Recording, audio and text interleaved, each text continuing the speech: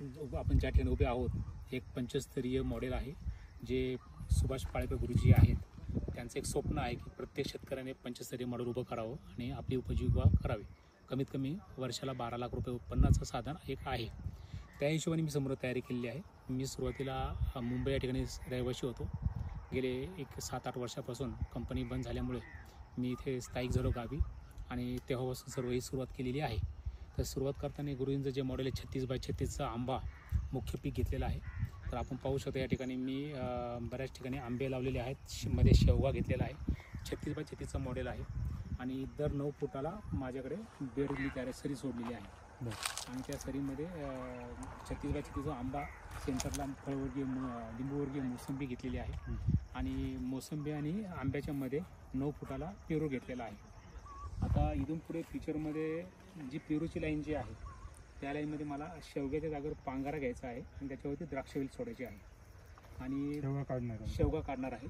आणि शेवगा काढणार यासाठी काढणार आहे की माझी विक्री व्यवस्था जी आहे ती स्वतःची आहे आणि जास्त उत्पादन झाल्यामुळे मला विक्री व्यवस्था करायला त्रास होतो. आणि जर व्यापाऱ्याला दिलं तर व्यापारी आपल्याकडून कमी भावामध्ये घेतो. म्हणजे खर्च करून मेहनत करून त्याला देण्यापेक्षा पांगारा घेऊन द्राक्षाचं उत्पन्न मी चांगलं घेऊ शकतो, असा माझा उद्देश आहे.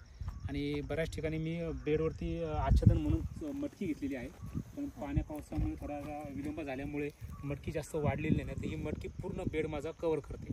म्हणजे पूर्ण हा आच्छादनाचं काम करून जाते आणि मटकीचं चांगलं म्हणजे पोतं मटकी मला या शेतामध्ये होते. फक्त एक दाणा टोकल्या नाही, पूर्ण बेडवरती छान उत्पन्न मिळतं. आता सध्यामध्ये लसूण लावलेलं आहे. हा लसूण आहे, दोन्ही बाजूला लसूण टाकलेला आहे. मध्ये मटकी आहे. मटकी आता एक साधारण 15 दिवसांनी निघेल. मटकी निघाली का आपण इथे पूर्णपणे बुटका वाल जो असतो तो बुटका वाल टाकणार आहे. म्हणजे बुटका वाल टाकला का ते आच्छादन होऊन जाईल आणि ते आपल्याला 2 पैशाचं पण साधन मिळून जाईल. आणि आंबा किती अंतर आहे? आंबा हा आता 36x36चं मॉडेल आहे. पण आपण 18 फुटावरती आंब्याची लाईन घेतलेली. दर 18 फुटाला आंबा टाकलेला आणि दोघांच्या आंब्याच्या 2 आंब्याच्या मध्ये शेवगा आणि शेवगा आणि आंब्याच्या मध्ये पपई, ती बी गावठी पपई आहे. आता प्लॅनिंग आपलं असं आहे की ह्या ठिकाणी आपण जवळजवळ प्रत्येक ठिकाणी 4.5 फुटावरती आपल्याला एक पीक येतं. आंबा, पेरू, आंबा, पपई, शेवगा हे दर 4.5 फुटावरती आहे. बाजूला 9 फुटावरती लाईन आहे. त्या ठिकाणी पण आपण आता पेरू आहे आणि शेवगा आहे 9 फुटाला. तिथे आपण 4.5ला आता आपण हे घेणार आहोत, द्राक्ष घेणार आहोत. रेड ग्लोबची काड्या किंवा जसा का उपलब्ध होईल त्या पद्धतीने. आणि मध्ये त्याला सपोर्ट म्हणून पांघरा देणार आहोत. पांघऱ्यावरती आपण द्राक्षवेली सोडणार आहोत. अशा पद्धतीने पेरू एका वगैरे पेरू आहे. सदाबहार नावाची पेरूची व्हरायटी आहे. खूप छान व्हरायटी आहे. म्हणजे जास्त उंच न वाढणारी. आपण हिला आपल्या कमरेतच डेव्हलप करू शकतो. शेंडा मारला की इथे पेरूला सुरुवात होते. कळी निघायचं जास्त त्याला वाढून द्यायची गरज नाही. हे आज याचं 30चं वर्ष आहे. चांगलं उत्पन्न मिळतं. मी बाजारामध्ये 80 रुपये किलोने विक्री करतो. कालच रत्नागिरीच्या माणसाला त्यांनी 5 किलो पेरू घेऊन गेले 80 रुपये किलो. आंबा कुठला? आंबा केशर आणि रत्ना, केशर आणि 2 व्हरायटी. आणि हा सुधारित वाणामधला आहे ओडिसी शेवगा. आणि याची लागवड केव्हा केली? 2 वर्षापूर्वी केली. पहिले काय लावलेलं? शेवगा आणि आंबा. आंब्याच्या कोया टाकल्या होत्या. आंब्याच्या कोयानं आपण कलम करणार आहोत. आंबा आणि हे बाकी स्टेप बाय स्टेप जसं आपल्या कलम उपलब्ध होतील त्यामध्ये आपण लावत गेलो आणि मॉडेल बघायचं चालू झालं. आता कांद्याची रोज त्या रोज ते कांदे पण होतात. त्याच्या बाजूला कांदे पण लावले.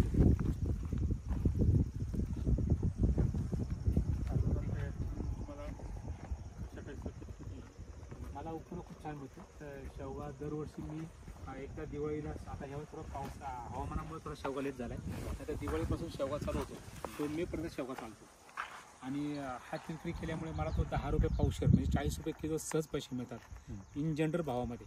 ज्यावेळेस भाव वाढतो 20 रुपये पावशेर पण शेंगवी आपण 80 रुपये किलोने.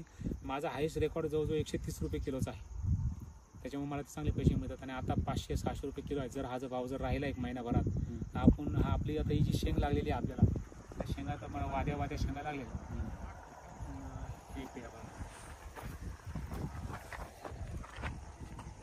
हा इकडे त्याच्या शेंगा ज्या लागलेल्या आहेत सगळ्या वाद्या. याबरोबर ही वादी जेव्हा लागते 21 दिवसांनी ही शेंग बाजारात उपलब्ध होते. 21 दिवसाची शेंग तयार होणार. वातावरणामध्ये तरी धुकं पडलं होतं आणि पाऊस झाला त्याच्यामुळे शेंग लाल झाली. पण अडचण नाही. ताकाची फवारणी घेतल्यावर शेंग पूर्ण क्लिअर होईल. 20व्या दिवशी तोडताना ती हिरवीगार असेल.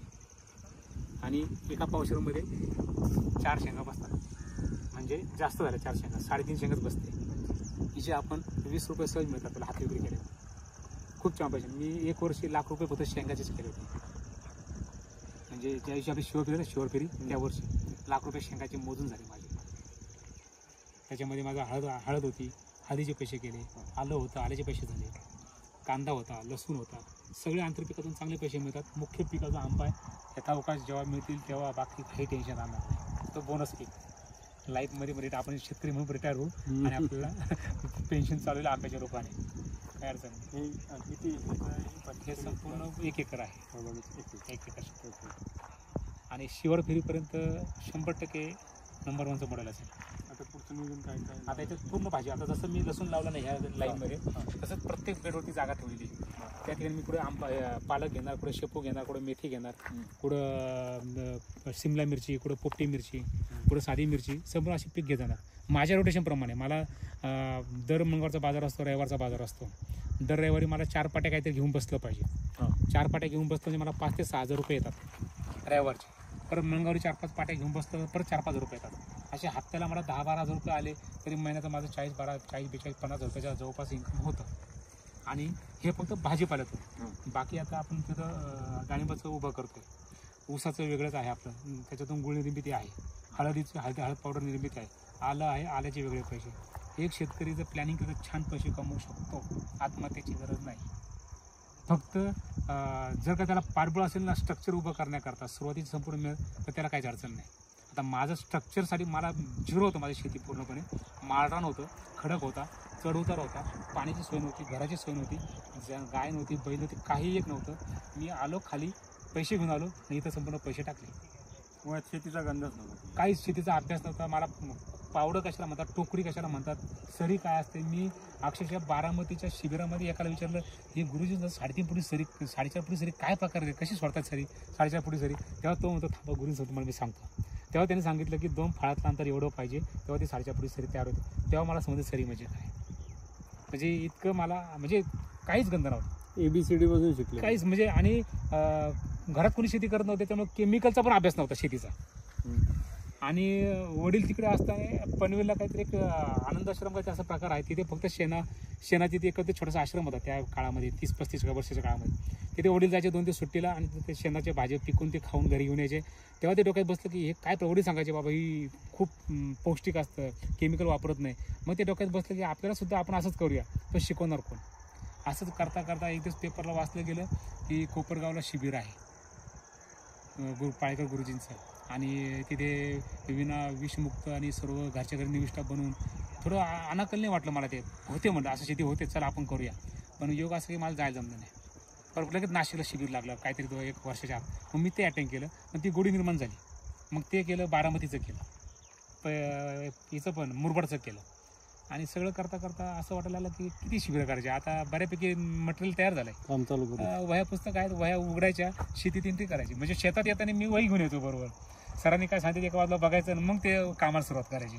अशी सुरुवात झाली. आता अगदी बाकीचे शेतकरी येतात ते, आज आपण त्यांना उत्साहित करतोय, प्रेरित करतोय, त्यांना शिकवतोय, कोणत्याही मोबदला घेत नाही. आणि आपला वेळ खर्च करून आपण त्यांना शिकवतो. का मला कोणतरी शिकवलंय, मला ती परफेक्ट करावं लागणार. हे गुरुंचे फार मोठे उपकार आहेत आपल्यावरती. तर माझी आज फरफट असते.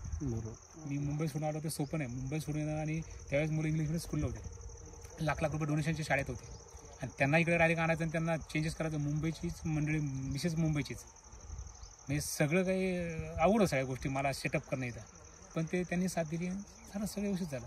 आजही मुलं तुम्ही जर कामाला जर बघाल तर तुमच्या रोजगाराच्या माणसाला आवडणार नाहीत. माझ्या मुलीला जर तुम्ही जर बसवलं ना निंदा खुरपायला, तर रोजाच्या बाईच्या पुढे ती 5 पावलं पुढेच असणार.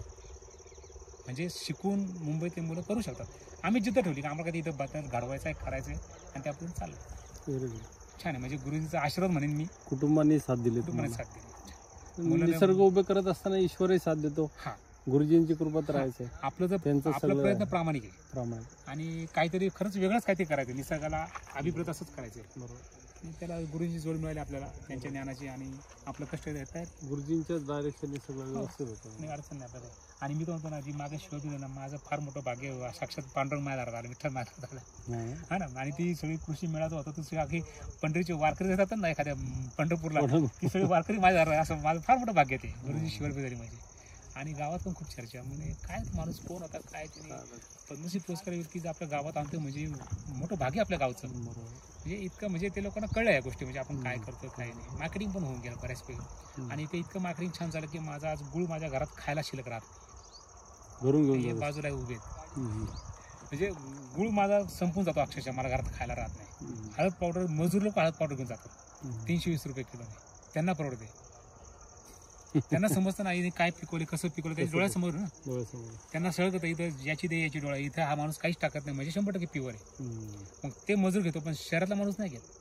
शहरातला माणूस तो एखादी अजून मेडिक्लेम काढेल, पण खाणार नाही स्वतःला, चांगलं खाणार.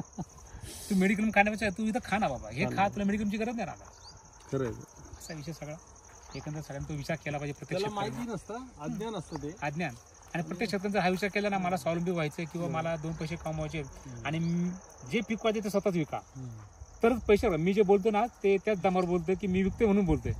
मी जर व्यापाराला दिलं तर मग माझी कंडिशन तीच होणार, त्यांच्यासारखीच होणार. मी ते आत्महत्या लोकांच्या रांगेमध्ये असं.